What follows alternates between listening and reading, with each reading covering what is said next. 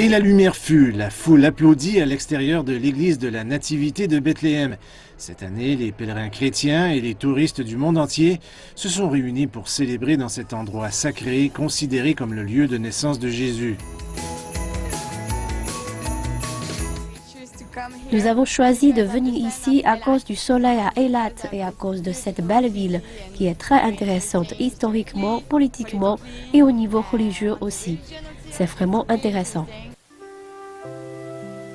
Et en Irak, Mossoul organise sa première messe de Noël depuis sa libération du groupe État islamique. Les chrétiens ont assisté à la messe encadrée de mesures de sécurité importantes. C'était la première messe de Noël à Mossoul en 4 ans. Au Vatican, la sécurité a également été renforcée en raison de l'afflux de visiteurs sur la place Saint-Pierre. Le pape a célébré une messe pour 10 000 personnes à la basilique Saint-Pierre. Plusieurs fidèles ont suivi la messe à l'extérieur de l'enceinte.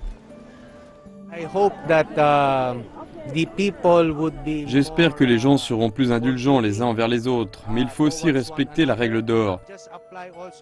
Ne fais pas aux autres ce que tu ne veux pas qu'ils te fassent. Et sur le fleuve Potomac, près de Washington, au lieu de se précipiter dans la neige, les Pères Noël ont montré leurs compétences sur l'eau.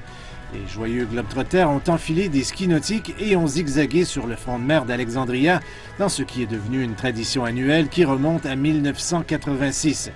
On les voyait exécuter des sauts périlleux tout en jetant des poignées de bonbons à la foule. Un spectacle impressionnant pour les adultes et les enfants qui a duré environ 45 minutes. Le Père Noël a donc eu suffisamment de temps pour se sécher et se préparer à effectuer son vrai travail plus tard dans la soirée.